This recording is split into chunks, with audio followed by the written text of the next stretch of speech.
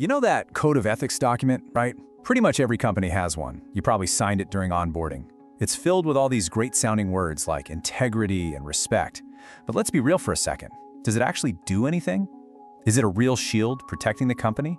Or is it just a paper tiger that gets tossed aside when things get tough? Just look at this number. 1 in 3. That's right. Even with all those codes of conduct out there, 1 in 3 employees has personally witnessed misconduct on the job.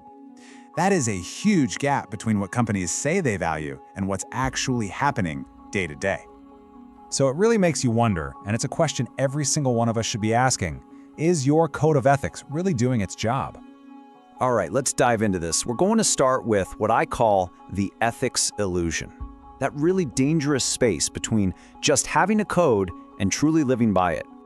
See, the whole idea of what a code of ethics is, well, it's changed. It's not just some feel-good, aspirational mission statement anymore. Today, it's a critical business tool. It's got to be a practical cornerstone that helps you navigate super complex legal rules and some pretty intense expectations from everyone. And getting that alignment right has never, ever been more urgent. So let's get into exactly why this is such a big deal today. You know, the payoff for getting this right is massive. You're not just playing defense trying to avoid disaster. You're actively building a stronger, better company. An aligned code, yeah, it mitigates your legal and financial risk, but it also builds the kind of trust that attracts the best talent and the most loyal customers. It strengthens your culture, creating a place where people actually feel safe to speak up. And get this, the data is clear. Ethical companies consistently outperform their peers. The reality is, the bar for what's considered good enough has been raised dramatically. Just having a document collecting dust on a shelf, that's not going to cut it anymore. The world is demanding proof. And this demand? Oh, it is coming from all sides. Regulators, they don't just want to see a code, they want proof of an effective program. Investors are digging into ESG, environmental, social, and governance criteria. Your own employees are demanding real accountability. And society as a whole expects companies to tackle huge issues, from data privacy to diversity. The pressure is on from everywhere. This brings us to a tale of two companies, because nothing makes the stakes clearer than seeing what happens in the real world when you get this right or you get it catastrophically wrong. In one corner, we have Volkswagen and its infamous emissions scandal. And in the other, Johnson & Johnson and its legendary response to the Tylenol crisis. One company had a code of conduct that was completely ignored under pressure. The other had an ethical credo that guided every single decision in an absolute nightmare scenario. So let's start with Volkswagen. Now, on paper, they had it all. A formal code of conduct that said all the right things about integrity, about following the law, but the reality inside that company, it was a very different story. At the end of the day, those are just words. The actual culture was one of intense, win-at-all-costs pressure. That pressure is what led engineers to install defeat devices to literally cheat on emissions tests. The beautiful code of conduct hanging on the wall meant nothing when it clashed with the demands coming from the top. And the result? An absolute catastrophe. We're talking about roughly $30 billion in fines, recalls, and legal costs. And that doesn't even count the shattered public trust, which can take decades to rebuild. That is the price of a paper tiger. Okay, now let's do a complete 180 and look at Johnson & Johnson. Back in 1982, they faced an unthinkable crisis when someone maliciously laced Tylenol bottles with poison, which led to several deaths.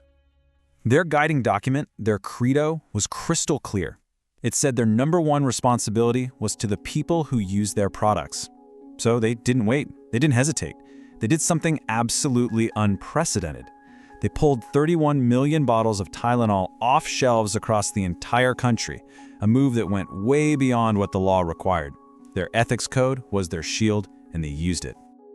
Now, the short-term financial hit was staggering, but the long-term result was legendary. Public trust wasn't just restored, it was actually strengthened. They saved the Tylenol brand from extinction and wrote the playbook on crisis management, all because they chose to follow their code. So the big question is, how do you make sure your organization is a Johnson & Johnson and not a Volkswagen? Let's get practical here with a simple playbook for getting your own code of ethics aligned. It really just boils down to a 4-step cycle. First, you assess. Really understand your unique risks and what everyone expects from you. Second, update. Rewrite your code using simple, clear language with real-world examples, not a bunch of legalese. Third, embed. And this is the most important part. You have to integrate the code into training, into your communications, into performance reviews. And finally, you have to enforce. Make sure there's real accountability and keep revisiting the code so it stays a living, breathing document.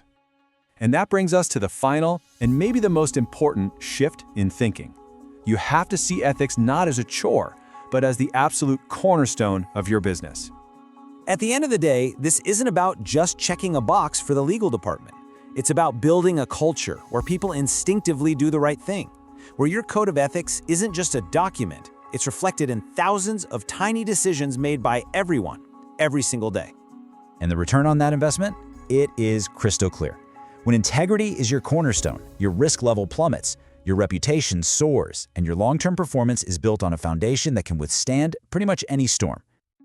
So that leaves us with one last question to think about for your own organization. Because sooner or later, a crisis will come. And when it does, what is your code of ethics going to be? Will it be your shield, guiding you to make the tough, right call? Or will it just be a piece of paper?